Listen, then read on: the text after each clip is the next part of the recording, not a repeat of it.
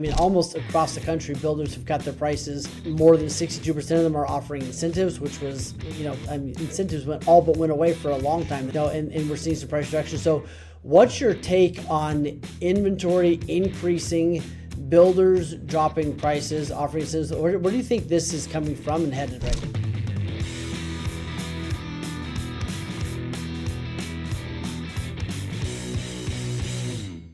Hey, hold on. Before we get back to the episode, make sure you like and follow us on social media and subscribe to our YouTube channel. It means the world to us. And don't forget to turn on that little notification bell so that you get an alert every single time we drop a new episode. If you want to really go hardcore, go binge some of our past episodes, and please leave a 5-star review. All right, back to the episode. All right, Brad, let's jump into the market. Welcome everybody to Untucked. Let's go and see where the shit is about to hit the fan in the real estate marketing, leading, all of that good stuff. So right now there's some things to be concerned about. There's also some opportunity coming down the line. So as you look at it right now, Brad, we've got more homes on the market than I think we've had on the market since 2019, right? The homes are flooding the market. I think for the first time in a while, builders have dramatically cut a lot of their prices. I mean, almost across the country, builders have cut their prices.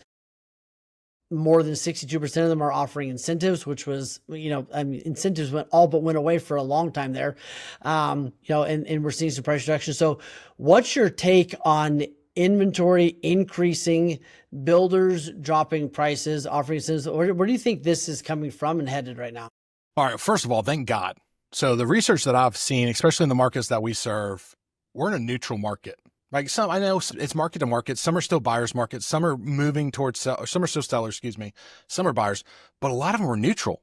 We're 4 months of inventory. So if we do the absorption rate, I welcome it. I've been through the recessions and the pandemics and all that stuff to where you would have a house for 180 days to where you'd have a house for 11 seconds, and both suck royally, right? You don't have a good home life when you have those. So I welcome a neutral market because, and this is what you asked, but buyers have more time to decide and make a rational decision instead of jumping the gun and then having FOMO and backing out. Sellers have time to actually get their house prepared, look at the offers, see if anything else better coming in, and it's less pressure on them too. So I think it's good. I don't think it's going to be a huge problem. I don't think we're going to get to where there's 4 times the amount of inventory. But more inventory is never a problem. I don't think it's a problem. We've got a shortage of buyers. We just need some of the other factors to start kicking in, right? The government's great at throwing money around. So if they could do like a first-time home buyer credit, which I used to not want a couple months ago, but with double inventory, let's roll with it. So they're always going to throw money around. Like you said, we need the market to move in order. If it's too stagnant, if it stays the same too long, nothing happens, right? We actually want things to go up and down a little bit and have that movement. And I think what's interesting is here one of the headlines I saw the other day is like homes selling above asking price have dropped to 28%. That means that 28% of the homes are still selling for more than their asking price. Yeah. Like that's a phenomenal market. Like nothing is wrong with that. But they're like, oh my gosh, only 28% of homes are selling for more than they're asking for. Like that means that we're in a good, healthy market. Yet I do think that some of the pains right now are, the sellers that bought in the last, they bought at the pinnacle, a year and a half ago, 2 years ago. Yeah, you want to sell you want to sell $1 million asset 8 seconds later, you're probably not going to make a ton of money. Welcome to most things in life, right? And on the other side, it's buyers that are taking their sweet time, which from my perspective as a coach is like, good, like take your time, make a right decision. When you're a real estate agent, it's like, dear sweet mother, like, are we buying this house or not? Like, where are we going? So what's kind of your big advice? What's the opportunity for your agents given sellers and buyers mindset right now?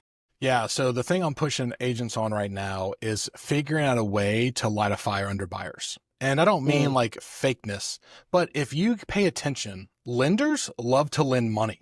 Right? That's how they do it. So if you pay attention and you've got a good rapport with a lender, there are first-time home buyer credits out there today.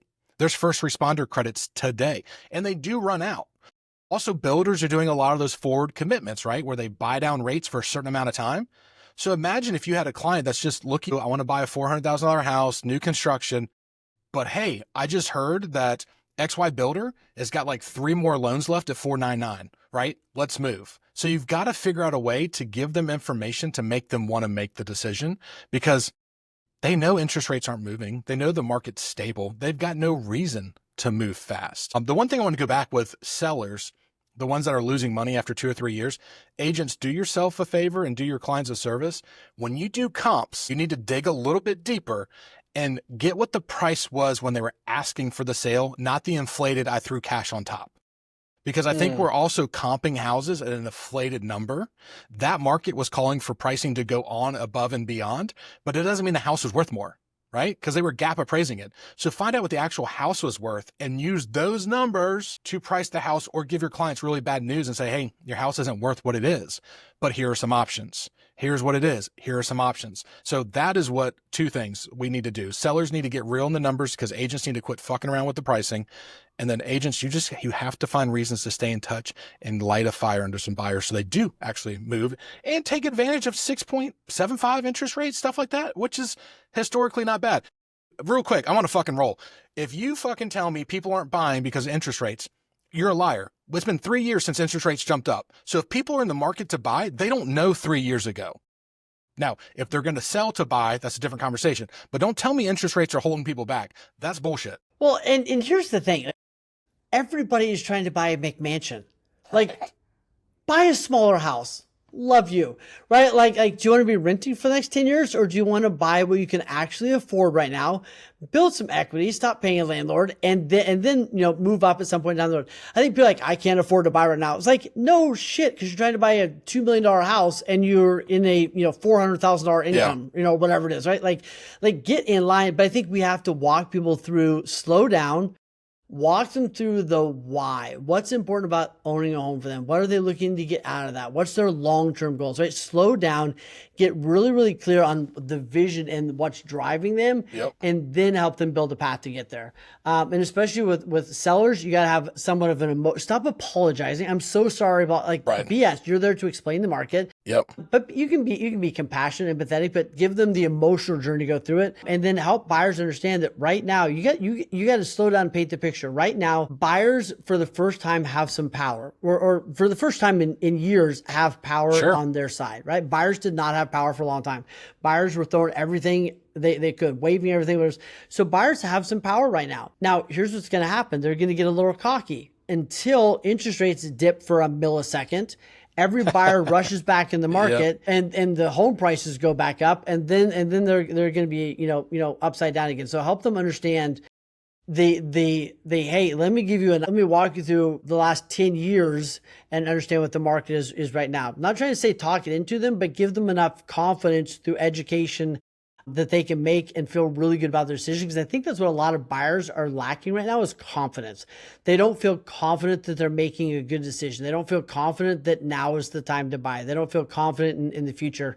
And our job is to, through compassion, give them, and clarity, give them that confidence.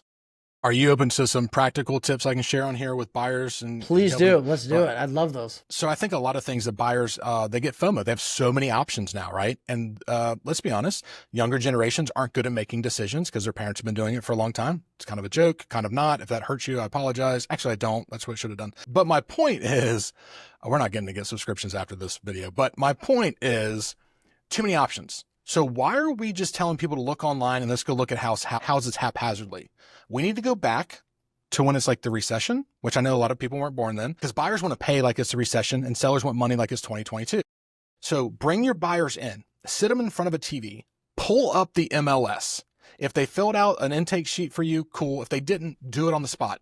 I'm looking between 350, 425, 4-bed, 3-bath, fence yard, 2-car garage, pool, satellite dish, whatever. I mean, write it all down and let that thing come up as a big goose egg. And then back it down. What can you take off? Mr. Buyer, if you had to buy a house right now, what would you take off? Well, I could live without a pool if it had a community pool. Cool, click. Now we have 3 options. Okay, I want to get to 10. Okay, well, what if it didn't have a fence? Well, if I could put one in, I'm fine. So you get to 10, and then you tell them, here's what's going to happen. We're going to go look at 10 houses. They fit your criteria. They're in the location you're looking for. We're going to go back and visit your top 3 after we go to 10, and you're going to buy one of those 3. Guaranteed, because it's exactly what you want, where you want. Or those big goose eggs help buyers get realistic on what they're looking for. And that's where they need to see it to believe it. They think you're just steering them the wrong way.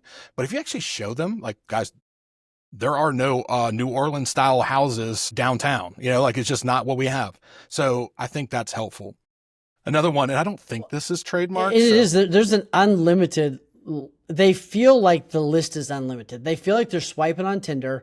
The problem is they're going to wake up, 62 years old and go like, oh shoot, I probably should have gone on a date. Right. You know what I mean? But like they feel like it's unlimited. And as agents, if we overwhelm them with options or let them have that feeling, we don't help them narrow that down. That's how it's going to feel. And then all of a sudden, 15 years later, when interest rates are back up at 10 or 12%, they're going to go, man, I really should have gone on some dates, 15 years ago. But like, it's our job to help paint that picture and walk them through it intelligently and not just expect them to have all that inside knowledge that took us years to get. Yeah. So yeah, keep going. 2 more things I would recommend. One, go through your database and you need to tag every client that has a low interest rate. Really, and you can do that mathematically. Hell, use AI and say, give me the months and years that the average interest rate, mortgage rate was, 6% and less. And then make sure you have that list. You're not going to make money at this, but when interest rates drop, you're going to be the first one to know. You live it, you know it. You need to pick up the phone and call those clients. Let me reverse that. I messed up. Yeah, no, we're good. Oh, hold on. Yeah, hold on. Got it. Yep, carry the one. Carry the two. So my point is when interest rates drop and you have your clients tagged that have interest rates over 7%, that was what I'm going for, over 7%, you pick up the phone and say, hey guys, I don't know if you heard, but interest rates just dropped to like 5.99. Be careful quoting rates to go with your broker and everything else. But I didn't know if you knew that. I'm going to connect you with the lender, or if they bought through the same lender, be like, you need to call so-and-so and talk about getting a refinance done. That could save you hundreds a year, thousands a year, whatever, on your stuff. You look like a savior. You're going to have a conversation. The last time we did this, back right before the pandemic, we had a call night. We called our top 20 clients each. We had pizza and beer because we were trying to be fun and cool, and it was fun. And guess what? We had conversations and people were like, oh my God, yeah, I'm having a baby in the spring. Oh my gosh, yeah, I want to buy a new house. We walked away with 5 to 6 opportunities out of those 20 calls. So put that on your task list. If you don't have business, give them some information to get some business. It will come up. All right. Not last thing, but the tactical. And again, I don't think this is trademarked. I got it from a conference, so let's hope not. So picture a triangle, right? I could share a screen, but I'm not going to. You triangle, right? And you got three balls at the points, and you have location on one, you have price on the other, and you have condition on the other. So you create this triangle and you slide it across at a buyer appointment and you say, pick 2 that you're really passionate about or you care about, and it'll decide the third. So I can spend $200,000. Cool. I want to be in, Richmond, Virginia. Cool. Well, then the house is going to be kind of shitty, right? Because it's going to dictate what to drive the other. Or, hey, right. I got 200. I'm cool with a crappy house. Well, here's where you're going to go. Or what mainly happens, buyers want to pay $200,000 to be in a nice area, and you need to have it come to Jesus with them. But nobody's explained it to them clearly and in a visual where they get it and go, guys, you can be in downtown Richmond for this amount, but the house is going to look like this. Or we can go to this side of town and the houses will look a whole lot better because of your price, but it's going to dictate location. So hopefully without the visual, it's hard for me to explain it. Well, no, it's great. And I think it's like, that's another, going back to the other call we had about AI, is like, if you need some help with analogies and painting pictures and things, like ask ChatGPT, hey, give me 5 ways you would explain this to somebody, right? Or what's 2 analogies I could use here? Or how could I paint this in a story, right? And then get on social media and tell the stories. Like explain these things over and over. And you probably got to do 6 videos before any of your people for the first time. And then, like you said, pay attention to the wins right now, meaning there's a lot of people that feel like when interest rates come down, they'll buy, right? They don't have ones picked out in mind. It's a lot of feelings.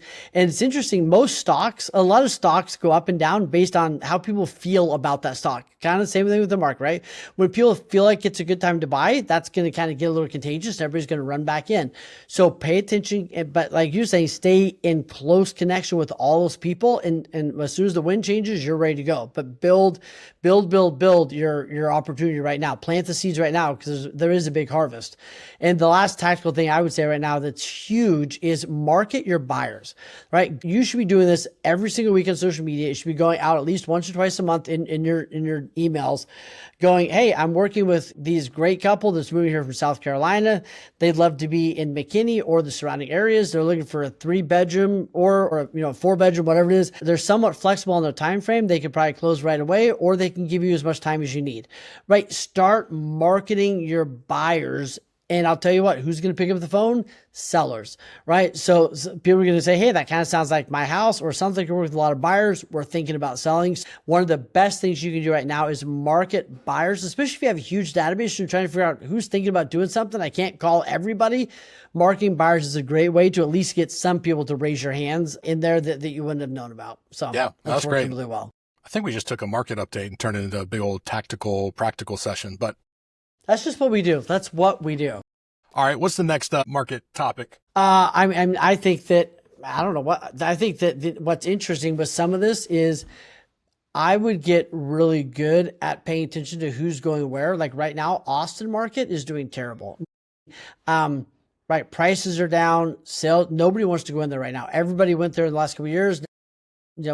Enough people are trying to get out or change. So pay attention to your market. And I would say get really good at, and there's so many different ways you can figure this out. Who's moving from where to where? And if I had a lot of people moving to Dallas from Austin, I would go take some real estate classes in Austin. I'd go sit at one of their realtor meetings. I'd go sit at a bold class. I'd go take some classes there to build relationships with agents that are probably referring people up the road, because we're seeing a lot of movement all across the country. But it's interesting that a good majority of people will move from one place to another specific place. They'll kind of follow each other. So pay attention to those trends as well. Yeah, the Postal Service, U-Haul, and one of the national moving carriers, they all put out data like that all the time because they know where people are coming from and to. And then reach out to your referral network too. If you're a big franchise and you got an office in that area where they're coming from, make sure you reach out to them so you get those connections set up. So that's a really good one too. Yeah. And the other thing you touched on earlier, but it's worth hitting as well, is days on market are extended, right? So in almost every, I don't know if hardly any market where days on market are a little longer, at least in some of the brackets. And when days on market are longer, you have to do it different. So the 2 calls you had to make because homes were on the market for a week 4 years ago is different than now. So most agents don't have 6, 8, 12 weeks of reasons to call their sellers. Right. So they end up ghosting their sellers. Right. Or they end up just winging something. It sounds terrible. So I would say that's the other thing based on the stats. Days on market are longer. Come to terms with it, and you better build out your 6, 8, 12, whatever it is, weeks of touching and reaching out. And you're teaching that all the time, Brad. So like, what are some of the things? Do you just tell your agents to do the same thing every single week for 12 weeks? Or what are some of the additional things you might recommend people do? So first of all, it starts with the listing presentation. I know I sound redundant on this stuff, but you got to set the expectations. So when we talk about the house and what we're going to do, well, we're going to go live on Friday or possibly Tuesday. Those are the days we go live, so they know that. And then every 2 weeks, we're going to have a business phone call. Now you can call, text, and email me as much as possible. Like, I don't care. Hit me up. That's fine. But at the end of 2 weeks, what I'm going to do is I'm going to send you a video, or we're going to have a call. I can help agents streamline this if they're really busy, and just tell them, hey, you've had 2 showings a week, which I think is good in this market. So we're doing well. People saw the pictures, saw the price, drove by it, came inside. That means people thought it was probably worth it. Now, if I'm going to get feedback as well, so we'll go over that, but I'm probably not going to make any recommendations of that 2-week meeting. And this is for 8 houses that are on the market, like 60, 45, 60, 90 days. And so I'm going to recommend, if we can, but oftentimes it's like, hey, let's just see what happens. Because statistically, if you look it up, the highest weeks for traffic, if you have a 60-day listing, are around 3 and 4.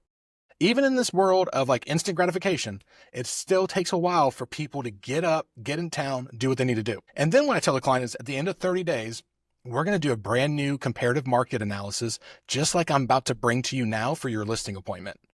Here's a little hack for that. Yes. If you go on your MLS, you do a search like you did when you love that. Like, hey, you're not going to get this for 2 weeks. You're not going to get this for whatever that is. Like, I love that you're like putting that out there. Like, as if like, hey, there's a cool thing you're going to get down the road. Yeah. So hack for agents who don't have time to run all these CMAs, you can save a search. in your MLS. So this area, this bed's bath, this square footage, and save it under your client's name. So when you got to do a CMA, you just open up the save searches, hit go, and it brings up the stats board.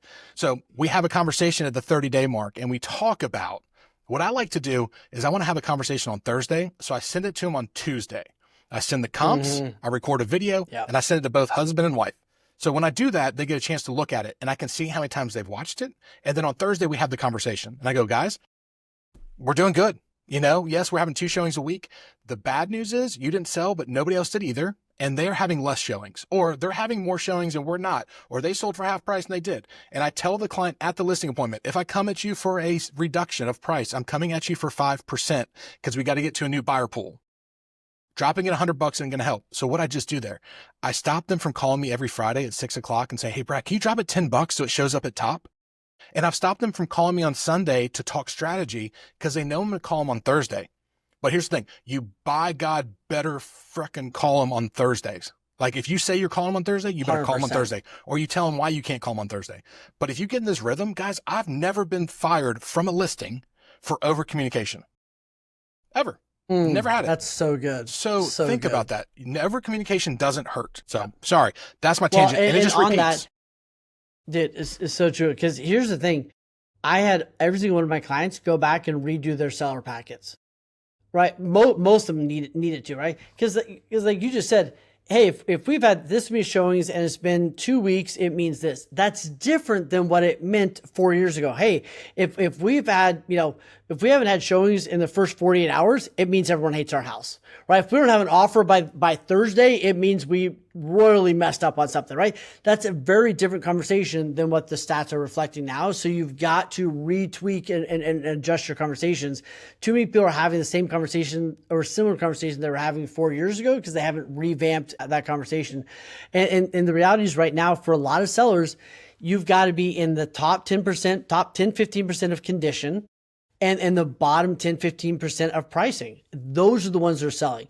There's this huge swath of people that think they're on the market. They're not even on the market. They're invisible to everyone, and they think they're on the market. They're not, right? Hey, conditions got to be here and prices got to be here. All these people in the middle that think they're on the market, they are not even on the market. Like I get a piece of paper and I'm drawing that out, right? I'm helping people visually see it and connect with that. And then the other thing is like, you said it, expectations. If you've said it once, you haven't said it at all. You got to say it multiple times. You got to say it, you got to reiterate it, and then you got to remind them later what you said, right? You've got to do it multiple times. And until you've said something clearly and drawn it out and done it several times, they haven't heard you once, because of everything else that they've heard. So get great at saying it and then having systems of reiterating those things. So like you said, you say at the listing appointment, I'm probably going to follow that up with an email. Hey, here's what we talked about. Here's our plan over the next 30 days. And guess what? It's probably going to be almost the same plan for everybody. I tweak it just a little bit because it's templated and it's easy, but like follow that up so you're not relying on just, hey, I said something brilliant in our 2-hour meeting or 45-minute appointment. They're not going to remember everything. So adjust expectations and how you're approaching it. Well, here's the biggest part with that is people get butthurt because they feel like they can't do enough to service clients.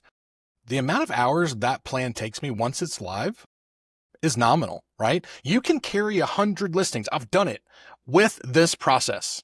It just might be 2 days I'm calling people instead of 1, but this is how you can build the muscle memory to do it. I think the other thing you really need to consider too, when you're talking about listings and talking about pricing and doing all these things, is that it's all kind of not true until it's true. So you got to be very clear with them that we're going to give you a price. Together, we're going to come to a price that we think it should sell for based on data. But once we go live, it's fairyland where if people feel like it's a good house, they'll buy it. If they don't feel good today, we don't know. So I become a guide. So I'm going to bring you options and we're going to talk about it based on data. But at the end of the day, I'm not the end all be all. And my clients respect that because they have an opinion. Go, well, what do you think about this? And what do you think about this? And it works out, but it's rinse and repeat. The last thing I want to say for extended listings, if it's a 6 month, which God knows we're not there yet, thank God.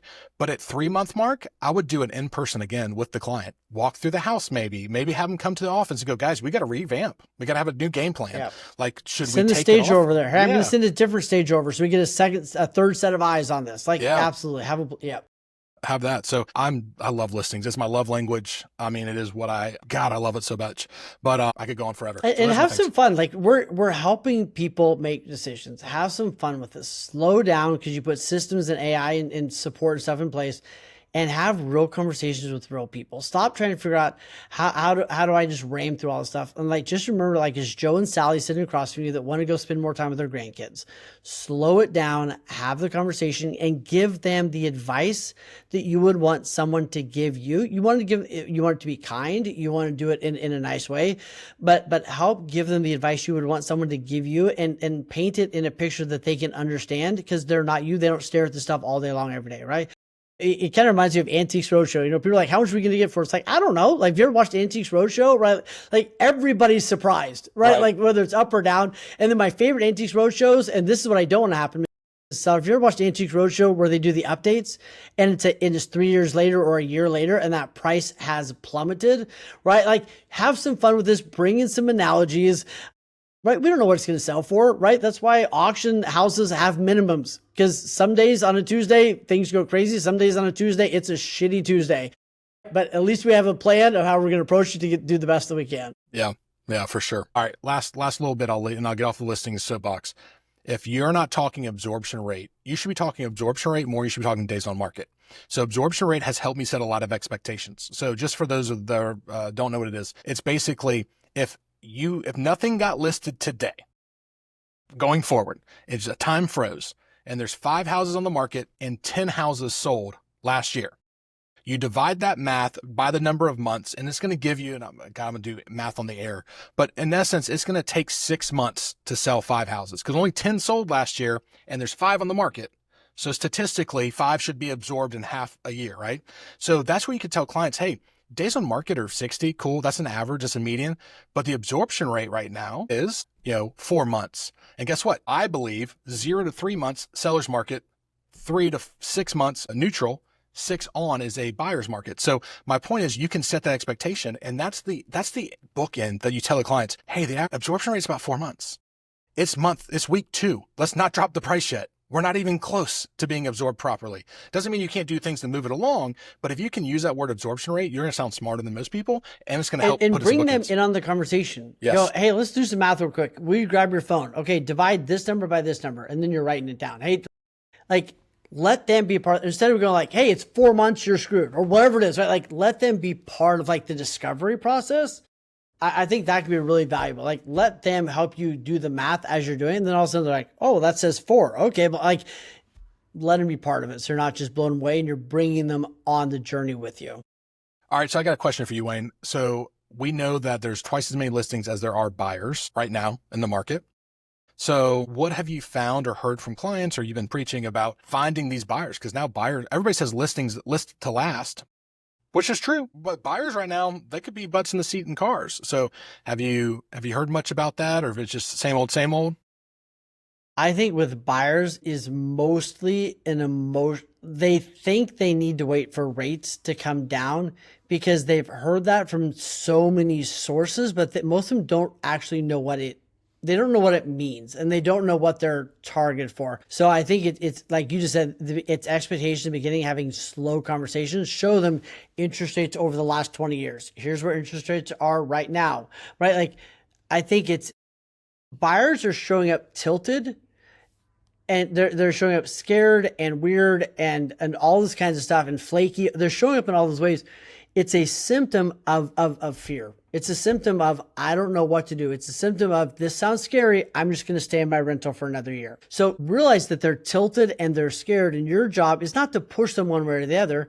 Your job is to help, like I said earlier, give them the advice and the education that you would want someone to give you, so that you don't have regrets 3 years now, and then let them make the decision, but slow down and help them with the emotional journey, and give them the stats and everything else to back that up. So what they need is clarity and confidence. And when they go like, hey, we are going to buy the house that's a little smaller than we wanted to get, we're going to rock that out for 2 or 3 years, then we're going to be able to blank. Like, help them have a path that creates certainty, instead of, I tell you what, we're just going to have so many people that rent for the next 10 years and then are like, shoot, don't let that be your clients, because you did a shitty job helping unpack the opportunity for them. If you unpack it really well and they say no, then they said no. That's totally fine. I don't want to wake up 10 years from now and go like, wow, because I was shitty at explaining it, because I didn't know how to walk people through it well, they missed out on an opportunity that would have had some generational impact for them. Right. Yeah. No, and I think the other thing agents need to quit doing when it comes to buyers is talking about price and talking about interest rates. The only thing you need to be talking about is payment. So you need to figure that out, because that's the only thing that matters to most buyers, because they don't understand interest rate. They don't understand the house, because all they care about is what comes out of their bank account every 30 days. Right. So I think if we can get clear on that, it's kind of like that triangle I talked about. The interest rate and the house price dictate, the payment, and vice versa. You can kick it all different ways. So if you know what the payment is, then you can back math it into here's your location and here's your price. And what do you think? And quit getting hung up on the price. Price doesn't matter. It's what their payment's going to be. 100%. Yeah, absolutely. Absolutely. Yeah. Very smart. Yeah. So I think this is a lot. I think there's a lot going on. I think a lot of people are probably feeling a little stressed out right now, like agent wise, because they're not quite sure what to do. Either they got a lot of listings sitting and they're freaking, or they don't have a lot of cash in their bank account and they have a lot of business going on. So the last thing I'll recommend, and I just had a one-on-one with one of my agents. Her and her husband work together as a little team, and they do really well together. Mm-hmm. And her skill set's not so much as getting new business. She's a little more anti-networking. Not anti, she's great networking. But anyways, if you're not getting 2 or 3 referrals out of your past clients, don't worry about new business, right? Like, we're trying to find the next deal. We got 3 per client. So look back last year, and not that you're going to get all 3, but your goal should be to get 3 referrals out of every client over the next 5 years. Because as things tighten down, buyers are going to be asking for personal recommendations. They're not going to trust the internet as much. So that's one of the things I wanted to throw out there. And I'll piggyback on, I'll give a tactical way of doing that. First off, most people need TTP, which is like, you need to talk to people. And most people right now, they just need TTMP, like talk to more people. One of my clients has more than, her business is up more than 75% over last year. And one of the biggest reasons for, there's a couple things, but one of the biggest reasons for that is she got better at telling stories. So when she goes to the gym now and somebody says, how are you? She goes, man, I'm doing great. Like just this last week, I was able to help these people that are moving over from South Carolina find their dream home. That everyone told them that we weren't going to find it. We did, because, like, tell a short story of how you're helping people or what you're doing. Like, just start communicating that. Short stories, right? Man, I'm having a blast last week. We're able to get this blank home sold in under this week. Whatever those things are, right? Start telling a short story instead of going good, bad, whatever. And I'll tell you what, you start creating some of that and you just start talking to more people, and business is going to come. Yeah, absolutely. Wow. If people didn't get something out of this one, I don't know what you're getting. Go get untucked. Let's go. Yeah. So, hey, if y'all got something you're doing or you got something out of this, drop in the show notes, DM us on social, whatever it might be. Also, check out the show notes. We've got a couple things coming up that are in-person events. We also host a couple masterminds a couple times a year that puts people in a room like me and Wayne, but more of us with different perspectives, because we have a certain way we do stuff. Other people have a way they do stuff. It's not right, wrong, or bad, and you might adapt to somebody else. So if you're interested, check out the links below or in the show notes, so that way you can see when our next event is, and we'd love to possibly have you if we think you're a good fit. So don't forget about that. My favorite thing about those events are the question you didn't think to ask, meaning you're sitting in that room, somebody else asks a question, and you're like, holy cow. I wish I would have thought of that. I'm so glad they ask it. And the answer is gonna dramatically impact my business in a positive way. So it's like, sometimes you come to those events with like a specific question. Sometimes you walk away with, and your biggest aha was the question somebody else asked that you would have never thought to ask, that rocks your world in a positive way. So man, I love those days for so many reasons, but that's a big one. Yeah, absolutely. All right, let's see what the market brings us the next 30 days, and we'll maybe do an update then, see where we're at. Absolutely.